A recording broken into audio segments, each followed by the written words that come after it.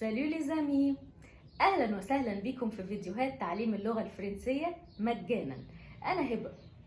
طيب درسنا النهارده بيتكلم عن لي فورمول دو بوليتيس. يعني ايه لي فورمول دو بوليتيس؟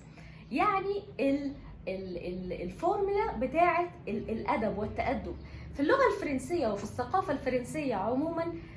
لازم ان الانسان لما يكلم شخص سواء كان يعرفه او ما يعرفوش، بس بيبقى فيه زي expressions كده او تعبيرات بنستخدمها علشان نظهر التأدب امام الشخص الاخر. تمام.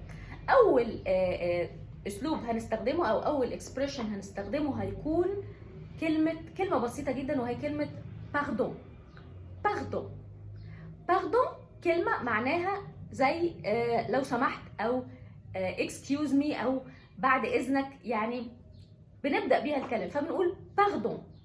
طيب مثال اخر لنفس الاستخدام او في نفس السيتواسيون بنقول excusez-moi excusez-moi excusez-moi، يعني بعد اذنك برضو اسمعني انا هقول لك حاجة مهمة.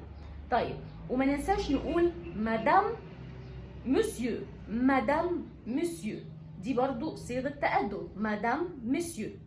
طيب بعد كده هقول الطلب اللي انا بطلبه من الشخص اللي قدامي.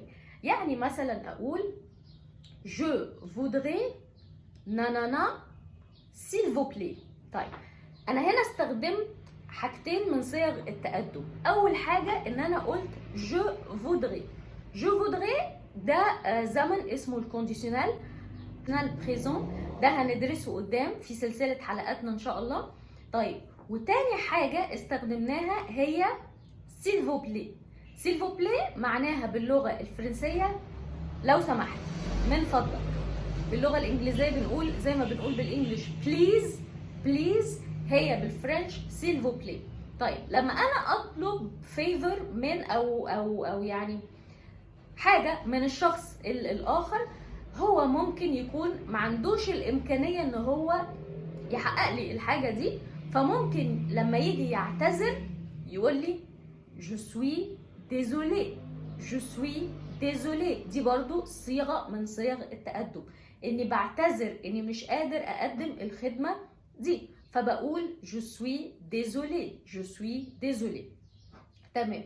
لما هو هيقول لي je suis désolé، هيقول لي انا بعتذر، انا كمان هرد عليه واقول له merci.